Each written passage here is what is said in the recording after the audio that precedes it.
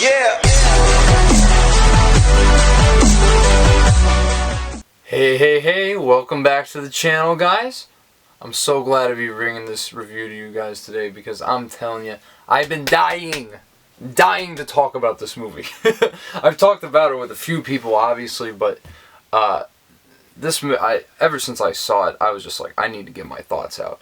The movie, of course, I am talking about is Spider-Man No Way Home, which is the most recent installment in the fourth phase of the Marvel Cinematic Universe, after Eternals, which came out in November, which, I mean, let's be honest, was a pretty big disappointment, whether you like it or not.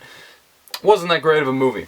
And I feel that for most of the Marvel movies that have come out this year. Shang-Chi was really solid, but then again, by the end of the movie, it just became another Marvel movie. You know, and it kind of lost all that personality with the whole, kung fu thing they were doing, which was so awesome. I mean, that train, or not the train scene, the bus scene in that movie is maybe the best action scene in the entirety of MCU. Hands down.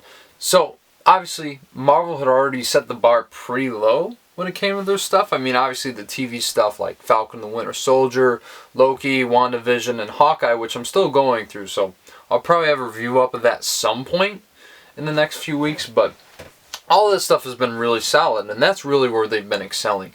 So another reason I had reservations going into this movie, besides that, was the fact that, obviously, this is in the trailer, so isn't really spoiling anything, but the fact that they were bringing back all these characters from the older movies, like, Doc Ock, Green Goblin, Electro, all that stuff, I was like, is this going to be like Spider-Man 3 again, where they're trying to juggle all these villains and then they kind of lose sight of what the story is, and, it just becomes another jumbled mess of a Spider-Man movie? And it was a really legitimate concern, because I thought it was going to be entertaining, but really not much else. And I did review Far From Home on the channel a couple years ago, and I gave it an 8 out of 10 at the time. Probably bump it down to a 7. Not my favorite Marvel movie, but it's pretty good, But the thing was, the stakes were kind of missing from it, and it was really more about Iron Man than it was about Spider-Man, right? So this movie had a lot riding on it, and as soon as I saw the glowing reviews, I was like, okay, I've got to go see this movie. And I was in Florida when I saw it, and I really just was going to wait till I get home, because I can just see it in the theater at home. No big deal, right? But after seeing all that, I was like, I can't wait to see this. And I already had a spoiler kind of ruined for me, so I'm not going to divulge in that here, because I don't want to spoil anything for you. I'll probably do a spoiler review at some point, because for this movie you have to. There's no way you are getting around half of the that they put in this movie. I was so shocked by this movie. Honestly, I was floored. And yeah, technically, I'm not saying this is the greatest movie of all time. It's far from it. I mean, come on. Let's not beat around the bush here. But, just in regards to how many times I've cried at a single movie while I was watching it, I think Spider-Man No Way Home takes the cake. I'm not even making this up. This film I was not ready for. And I did not realize how emotionally impactful, how risky this film is for the MCU, how mature this is, how much depth is here, how dark this movie gets, because one of the biggest complaints about the last two Spider-Man movies were they're very light. There really isn't a lot of stakes here. And I mean, boy, do they up the stakes in this movie. Because I know a lot of people kind of feel about, I love him, but with Tom Holland's Spider-Man, he's just kind of like, this kid. He doesn't feel like Spider-Man. He's kind of like goofy. He's saying all these things. He doesn't really feel like the hero that we were promised from the comics. No. That completely throw that garbage out the window here. Because this is where he becomes Spider-Man. The past two movies, those were just the setup. This, my friends, I've only seen it once. I'm going to see it again. I think this is the best Spider-Man movie after Spider-Man 2. I'm not even kidding. This movie is so great on so many levels, especially for the MCU, because for their standards, they hardly ever go this dark. But despite all the really amazing writing in here, besides, some plot holes, which obviously, you're going to get in a story that's structured this way. That's just how it is. But the thing that's so incredible about it is how all these characters from previous movies, they aren't just there for fan service. They all have, well, not all of them, but quite a few of them have legitimate arcs. And really, this movie expands on what those characters were and what they did in the original films. I mean, not to get too into spoilers, because I'm not going to get into what you don't see in the movie, but from what you do know, Willem Dafoe in this movie is incredible as Norman Osborn. I mean, this guy absolutely brings his A game and almost steals every scene he's in. He's really that good.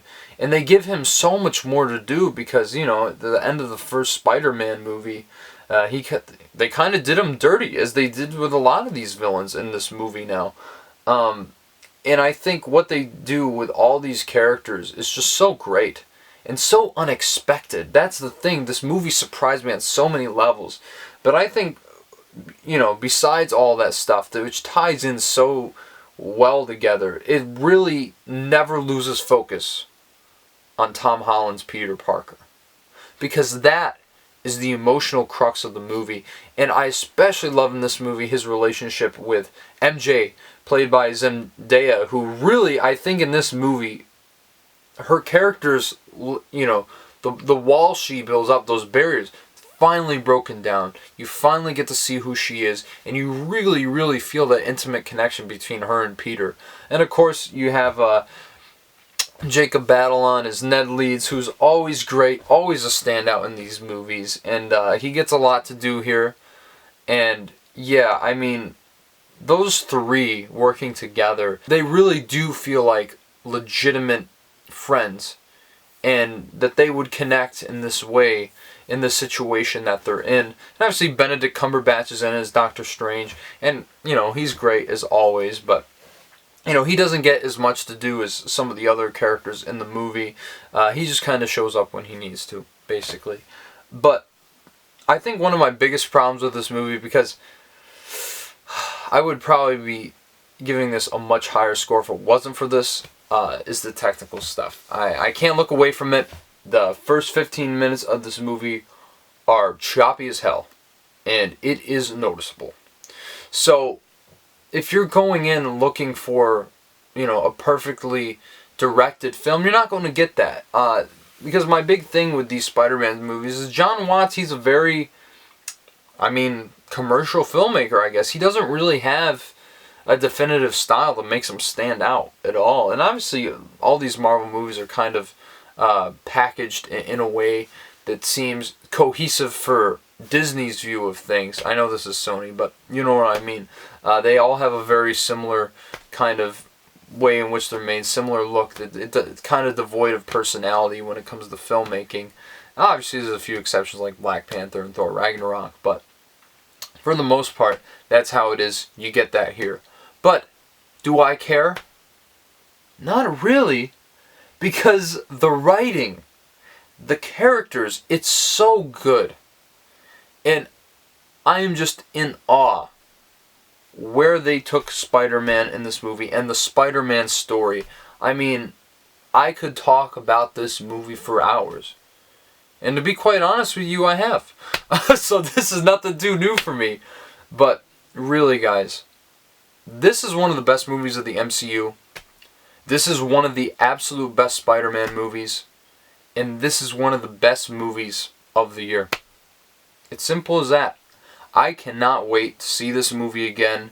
Yeah, what else is there to say about No Way Home without really getting into spoilers? Yeah, I'm going to give this movie a 9 out of 10 for now.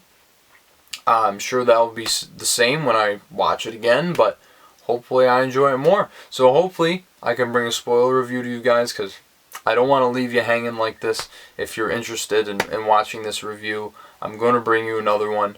But yeah, guys, thank you for tuning in to this review of Spider-Man No Way Home. If you like what I'm doing there, smash the like button, subscribe to this channel. Always helps out. If you want to stay subscribed for good quality content, keep on checking in. I'll see you guys in the next video. Take care.